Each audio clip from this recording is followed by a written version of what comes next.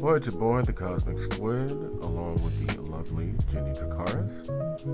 And today we are going to be talking about the Smackdown that happened on May 30th, 2025. So tonight's episode of Smackdown starts off with Bianca Belair coming out. You know, they are in her hometown of Knoxville, Tennessee. And, you know, from what I heard, you know, the streets are saying that it should have been a much larger event. You know, but for some reason, like, they canceled, like, the marching band coming out to greet her and everything like that. It was, like, a weird recording of, like, the hometown song or something like that. It was a very awkward event. What do you think about it? Well, that's what I was going to say, because you would think, like, if they're going to give her the opportunity to have the drum team, the marching band. Oh yeah, if they're going to have her marching team music come out, then they really might as well have brought the live band. So that's what kind of threw me off, because I was like, oh, I guess they're not gonna do that for her in her hometown. And then when you hear the music and everything, it's like, oh, that's really nice. And then you realize the live band's out there. It's like, why did y'all do that? Yeah, I think that was a huge mistake on the part of management to not have that happen. I mean, you know, I just think that it should have been a much bigger affair, especially since Bianca's been gone for such a long time. Because, you know, even during the promo, she still had that cast on her fingers and everything like that. So all in all, I just think that it was a very weird, very awkward segment. So after all that happened, Naomi interrupts her homecoming with her new music, which I'm a pretty big fan of. I mean, what do you think of her new music, by the way? I like it. Like, I like the whole heel turn that she did, and then she did it with really great fashion. Mm-hmm. And everything that she's done to build on top of that just looks great. Even her adding the red hair, I don't know what it is, but she's like giving off like a twisted version of herself, and I love it. I'm here for it. I agree with you 100%. It was like she's putting on this whole stalker like persona. Like, now that Bianca's like back on TV, it was very weird. Like, hearing her say, "Oh yeah, I went to go visit your house, but you weren't there, so I let myself in." Like, I was just going, whoa. Yeah, she did amp up the creepiness, which is great. She's a pretty good actress. I like it. I like it a lot. It was very weird, and it pretty much hit all the buttons in terms of everything that they needed to do for that particular segment. But of course, you know, even with that, when they were like about to come to blows, that's when she gets interrupted by Jade Cargill coming out, you know, and then, you know, not much happens there, and then Nia Jax comes out, and then, you know, I completely and totally forgot that there was supposed to be a Money in the Bank qualifier match between the three, because I thought it was just going to be, you know, more drama and things like that to kind of build on the storyline. So, I mean, I don't know. I mean, how do you feel about that?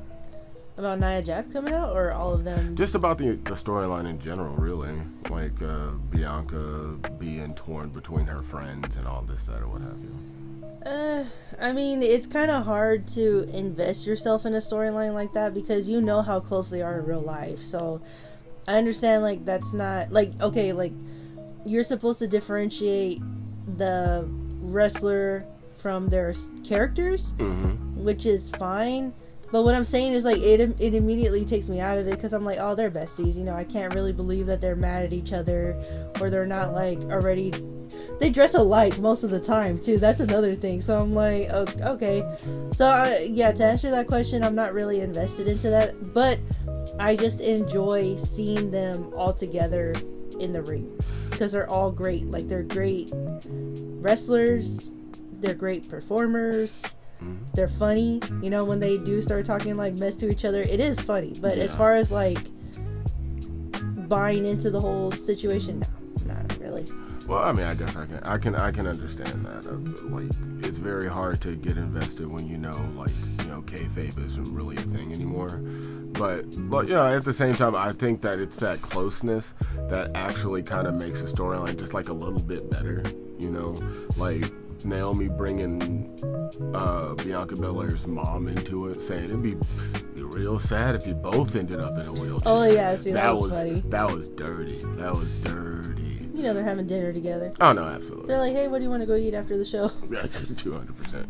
Oh, okay. So that leads into the Money in the Bank qualifier match between her, Jade Cargill, and Nia Jax. All right. So that leads into the Money in the Bank qualifier match between Naomi, Jade Cargill, and Nia Jax, and it was a very good match. I personally thought it was amazing. Okay, what did you think of it? Because, like I said, I thought it was a great match. Yeah, like I said, I always enjoy them being together, whether they're like against each other, they're cheering each other on, and Nia Jax is always great seeing who she's gonna squash next, or just is she gonna go up against Jade Cargill of all people, or who's gonna go after who, basically. So yeah, it is an entertaining match, and I really appreciated the fact that they really complemented each other's wrestling styles, especially Naomi and Nia both being having way more experience in the WWE. I know Jade wrestled in AEW before she came to WWE, but Naomi and Nia both have experience and way more experience in the WWE. So their experience really helped Jade in that match. I feel like. I don't know. Maybe it's just me. I just barely started getting back into wrestling, so I think I missed a lot of Bianca's journey and Naomi's journey. I had just recently realized that she was married to Jimmy. Oh yeah, you see, I just thought about that right now. Hey, Jim. So yeah, I'm a new fan right now, learning everything. Oh well, I mean, even as an older fan, I can definitely appreciate their chemistry, because they had really good chemistry throughout most of the match. And of course, I'm gonna be perfectly honest with you. I was not expecting Naomi to win that match. I really wasn't. I knew. I knew she was gonna win that. Sure. I told you. I was like, I love Jade Cargill, and I really wish they would give her more to do, because she's too cool to just keep giving her these background characters type of storylines, or she always has to be a background character. She always has to be some sort of extra. Yeah. But I knew that it was going to be Naomi, because out of all of them, she had the best reasons, the best motivation. Mm-hmm. And it would just be oh man, this crazy girl has a shot at Money in the Bank. What's going to happen? The things she could do with that power. Yeah, I mean, I definitely see where it would be a lot more beneficial for Naomi to win, for sure. I was just interested in seeing what Jade Cargill could possibly bring to the match, but Naomi winning is definitely a good thing. She can be brutal when she wants to be. She can be a high flyer when she wants to be. I think she has experience in ladder matches. I think I remember her being in a Money in the Bank match at one point. I don't know, I'm going to have to do a little bit more research and check, but I think she has experience in the women's Money in the Bank match. So, that's going to be great. But yeah, Naomi is going to Money in the Bank, so that's amazing. The next thing we're going to talk about isn't even a match. It's a segment that leads into a match. So, the Bloodline 2.0 is building up tension between each other, especially between Jacob Fatu and JC Mateo, aka Jeff Cobb, aka Jeffrey Cobbleton. And it's one of those situations where you come in and R-Truth is just kind of minding his own business. They got him talking to invisible people again. Never like that. I don't think that's ever been a high point in his career, and the fact that, especially knowing what we know now, this is pretty much going to be his last match, his last backstage segment and everything like that. It really sucks that they once again have him relegated to doing a bunch of old stuff, despite the fact that he's basically about to go out there and put on a pretty awesome match, despite everything. He goes in there saying he's never heard of JC Mateo, and saying he's the son of Solo. I don't even know how I could. And to round it all off, he calls them all big boned. He looked them all dead in their face and called them big boned. I would have. I mean, he's got some guts. He's got some gall. Gall and lack of brain cells, apparently, according to. Well, anyway, so this leads into a match between R-Truth and JC Mateo. R-Truth's final match in the WWE. And I noticed that JC finally got his own song, his own theme, his own Titantron and everything like that. It was an erupting volcano. I don't know if you saw it. No, I didn't. You didn't? Well, yeah, it was an erupting volcano. It was pretty good. I'm glad they didn't take too much from Jacob Fatu's entrance, besides the red and everything like that. But it might be more of a bloodline thing than a Jacob Fatu red thing. What did you think of R-Truth's final match against JC Mateo? I think it was a wasted opportunity because I think if they knew that R-Truth was going to be released, that they actually should have gave him something to give him a send-off. Mm-hmm. Whether he was going to come back or not eventually. But as far as JC Mateo, I'm interested to see what they're gonna do with him. And I mean, it's like you said that his intro has a volcano, or his symbol, I guess, is an erupting volcano. It was just a volcano on the Titantron, really. Oh well, yeah. Now I want to pay attention now because that's actually pretty cool. That's different. Mm-hmm. But yeah, I'm just kind of sad that they released R-Truth. I mean, he does have some cringy moments. But he is a really cool guy, and whenever he does wrestle, he's really cool. So yeah, it just sucks. I wish they would have done something better than what they gave him. He even lost that match, so yeah. What a waste. He hardly got in any offense at all, and the few little bits of offense that he did were purely, for the most part, for comedy reasons. Once again, not even allowing him to use his own moveset, using John Cena's moveset, which continues to be a ridiculous storyline altogether. And I also noticed something. Jacob Fatu was not out there with him. Yeah, he has a qualifying match later on with it was him, Andrade, and Carmelo Hayes. So it's just a lot going on. It was an entertaining match, but at the end of the day, R-Truth deserves so much better. Next up is the segment with the Street Profits coming in. They're talking about how they're leading the WWE Tag Team Division, at least WWE SmackDown's Tag Team Division. They recently defeated Praxium, and I think it was due to disqualification. I don't really remember the match, and that's actually a problem. WWE has been doing so well on Raw with the Tag Team Championships. And SmackDown seems to continue to be coming up short in their tag team division. It looks like they're just throwing everybody in there because first, they come out, they start talking about how they're the best tag team in WWE, and then Praxium, a team that they've already defeated, come out and they challenge us for the titles again. And then the Motor City Machine Guns come out, they challenge for the title again. Then DIY comes out, they challenge for the title again, and there's not really a lot going on. And then something interesting happens, the Wyatt Six come out, and they just straight up clear the ring. They're just destroying everybody, including the tag team champions, which to me is kind of shitty. I'm not even gonna lie to you. I didn't like that at all. I love the Wyatt Six. I wish they'd give him more to do. Okay, let's say Uncle Howdy got hurt, right?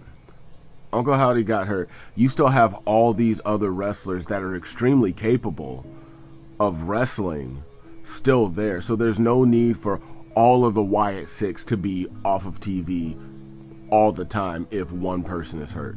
Let's say, yeah. I think that they could be causing havoc. They could be knee deep in several storylines right now if they didn't have everybody off of TV. Yeah, for a second I thought they were really gonna amp up. Is that what they're called, the Wyatt family, or they're called something else right now? No, they're called the Wyatt Six. The Wyatt family was the faction before them. Okay, yeah, I thought the Wyatt Six were gonna be one of the main storylines actually, and whenever they came back, I even knew how big of a deal it was, and then all of a sudden I just realized that they were disappearing. for long periods of time, and then I would completely forget about them, and then they pop up again in some random moments. Yeah. So I was like, oh yeah, I forgot about those guys. And it sucks because like their presentation so far has been pretty hit or miss, actually.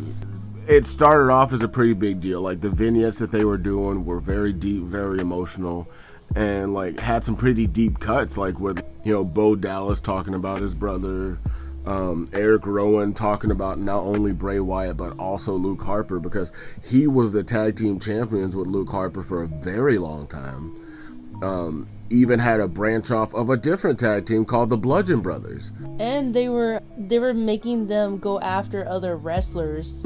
Like, I forgot why, but it was like they would single out certain wrestlers and like punish them for something. Like, I thought that was interesting, you know, and then it just stopped. They should have kept with it. I agree with you 100%. Especially right now that Naomi's acting crazy. Naomi's acting crazy. John Cena's acting crazy. That's the perfect thing that they could have used as a vehicle to get John Cena to snap out of it. Charlotte Flair's acting like an idiot. Like an idiot. Like, they could do so much with the Wyatt Six. If they wanted to have fun with it and do something really creative, they could have went about it that way. We have no idea what the Wyatt Six are going to be doing, all right? But at the moment, at least, it looks like they have their eyes set on the WWE Tag Team titles on SmackDown. So we're going to see where that goes. So next up is going to be a tag team match between Los Garzas and the thrown together tag team of Javon Evans and Rey Fenix.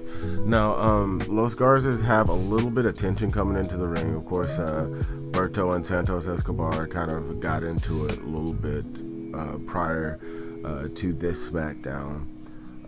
But, you know, they ended up being able to come together and, you know, get the victory over Javon Evans and Rey Fenix.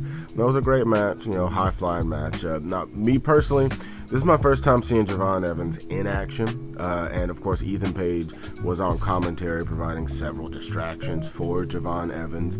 And it really bothered me that they kept referring to Javon Evans as bouncy. That boy, I didn't like that either. That boy is bouncy. That's a bouncy boy there. That threw me off big time. Yeah. I mean, didn't his theme song start with "That boy is bouncy"? Yes. Man, look, no. I don't like it. I don't get it. I don't like it. And I feel like I'm starting to sound like Vince McMahon on that instance. I don't get it. I don't get it. I don't understand it. But no, like, and the thing is, he's a great wrestler too. Like, he was using a lot of moves that, of course, the typical WWE fan isn't used to seeing. And it was the same with Rey Fenix as well. Although it was a thrown together tag team, all four wrestlers complemented each other so well. They were all bouncing off the ropes, using a bunch of high-flying tactics, using a bunch of very creative moves. It just really upset me that Javon Evans was the one who ended up eating the pin. And this was his debut match on SmackDown. Yeah, that was a bummer too. Yeah, it just... I never like seeing new additions get shafted that way as soon as they get into the WWE. Yeah. So, of course, Los Garzas win with Javon Evans unnecessarily eating that pin. But, you know, hey, hopefully they have big plans for him. Usually when they, mess somebody over like that, they have big plans for him. I just hope that his mask, or a lack thereof mask, because he's a very lanky wrestler, I hope that doesn't hold him back. I hope they don't relegate him to just being an extremely talented, high-flying person who gets beat all the time. I'm going to call it, if they don't put him in a tag team with Carmelo, they're going to put them against each other. And oh man, I've got a lot to say about Carmelo later on in this video anyway, so yeah, I hope that doesn't end up as the case. I do feel like they could have a lot of great matches against each other, but don't just throw them together in a tag team. Next up is the backstage segment between Chelsea Green and the Secret Service and Zelina Vega going to Nick Aldis's office. Of course, this ends with a match between Zelina Vega and a member of the Secret Service, Alba Fire. And the only good thing I can say about this match is that Alba Fire, Piper Niven, and Chelsea Green have really come into their roles as, funny heels.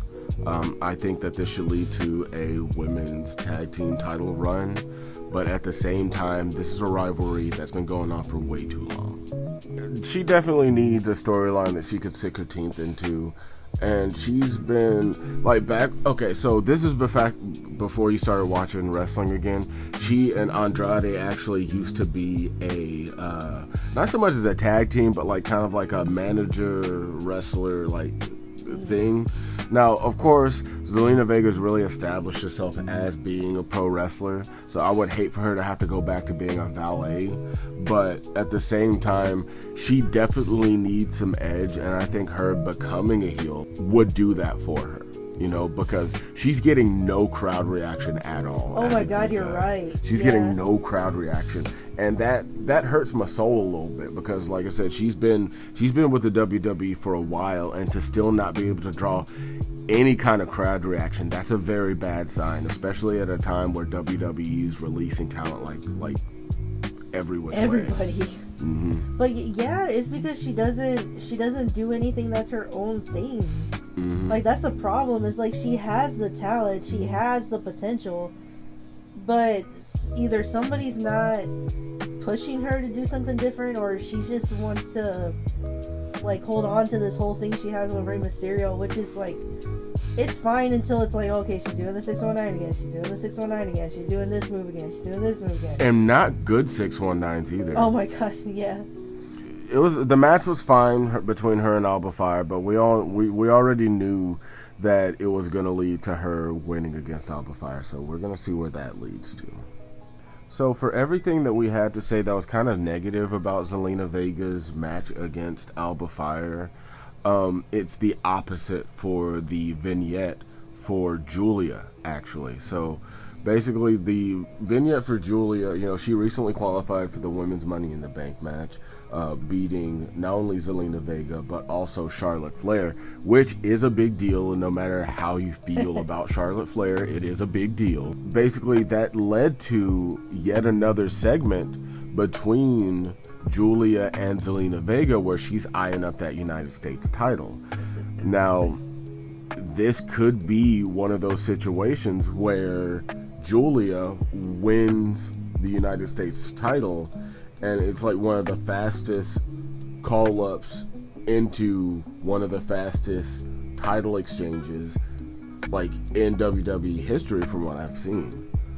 I think that whenever she finally comes into her own, it's gonna be amazing. And like I said, if she wins that WWE Women's United States title, that's just gonna kind of solidify her as a person that they really take seriously, because at least she's not gonna be thrown into a stable with Asuka, Kairi Sane, and be called, I don't know, Triple Tails or something. That's just, it leads a lot of questions, it's planting a lot of seeds, and that's what I like in my segments in between my wrestling. Now we're going to be talking about the main event, the last match of the night, which is going to be the Money in the Bank qualifier between Jacob Fatu, Carmelo Hayes, and Andrade Almas. Or just Andrade, as he's going by now. He used to be called Andrade Cien Almas back when he was in NXT way back in the day. It was a lot going on back then. But first we gotta talk about what went on before the match, which was basically Carmelo Hayes trying to distance himself from The Miz, which is something that I love to see. I'm glad that he's finally distancing himself from The Miz, because The Miz was pretty much talking about how Carmelo Hayes wasn't getting anywhere before The Miz came along, and I mean, people forget that he was the first round pick, and then on top of that, he challenged Cody Rhodes on his first night on Smackdown, and he won the Andre the Giant Battle Royale. I mean, so he has and has always had a lot going for him. But this is just another one of those weird cases where a hyper talented talent gets kind of co-opted by, I'm not going to say a less talented wrestler, because The Miz is a legend in his own right, despite how anybody else feels about him. But at the same time, The Miz and Carmelo Hayes did not need to link up in any way, shape, or form. Babe, how did you feel about that whole team up? It was like, oh, okay, this is happening now. Yeah. I would have been interested in seeing like Austin Theory team up with Carmelo. Yeah, I think they're still waiting. They're still letting that pot over simmer with Austin Theory and Grayson Waller turning on each other. Like, they need to hurry up with that too. Like, sometimes they take too long to way too long. Happen. There's long-term storytelling, and then there's overcooked storytelling, and I think that's another one of those situations where it was a bit overcooked. Like, yeah, now Carmelo Hayes is finally breaking away from The Miz, and I think that they spent just the right amount of time together for him to kind of get annoyed with The Miz and say, hey, look, I'm doing my own thing. I appreciate it, but even that was way more amicable than, like, we don't know where that's going to go because this is the first night. But anyway, we're breaking away from the subject here. So it's going to be Carmelo Hayes versus Jacob Fatu versus Andrade. And man, it was an awesome match. I loved every little bit of this match. Now, of course, you had Jacob Fatu dominating the match, but not so much so to where it made the other two guys look weak. Even Carmelo Hayes, who was definitely the smallest guy in the match, but by no means was he being outclassed by the other two. I don't know. How did you feel about the match in the early goings? It was great. That's about it. To me, it was great. It was great. I mean, I was like, okay, how do I say this?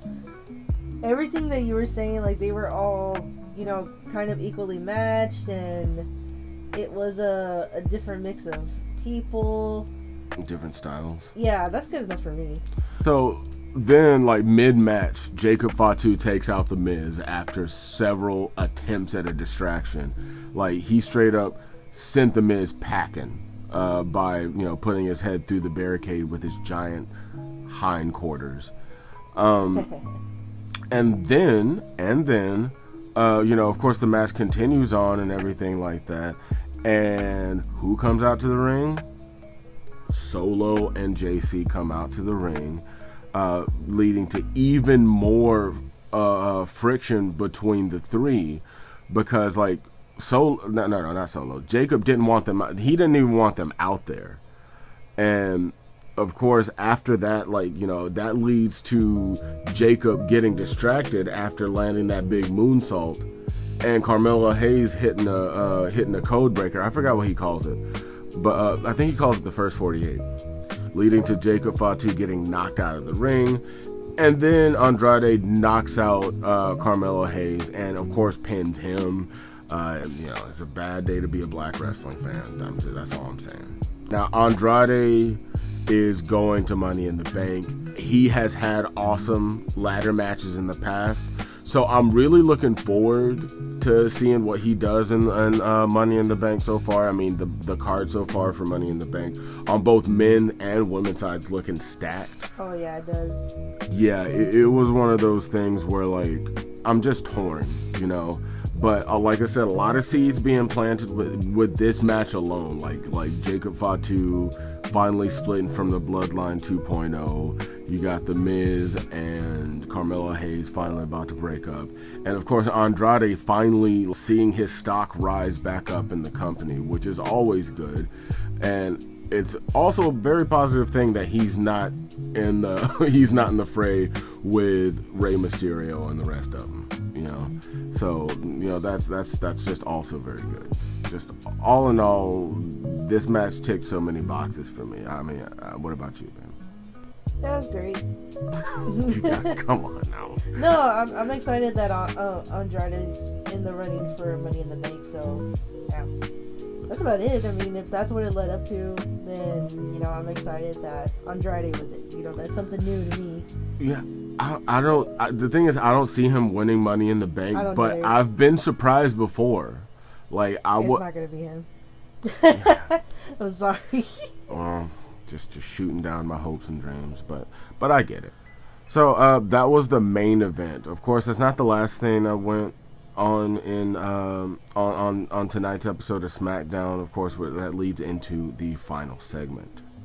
All right, so to wrap this bad boy up, we got the final segment between your favorite wrestler. Whoa! Oh, I was gonna say Logan Paul. Between Cody Rhodes, Jey Uso, and John Cena and Logan Paul. So it starts off with Cody Rhodes coming out, and of course after that, it takes him about 10 minutes to get to the ring. And then Jey Uso comes out, and it takes him about 10 minutes to get to the ring. And then, of course, they bring it back, so it takes him 10 more minutes to get to the ring. And then he's finally cut off by John Cena, who, of course, starts talking about the future of WWE, Logan Paul. And while I understand that he's supposed to be a bad guy, I understand that he's trying to, quote, ruin wrestling, I absolutely hate how many opportunities Logan Paul's getting.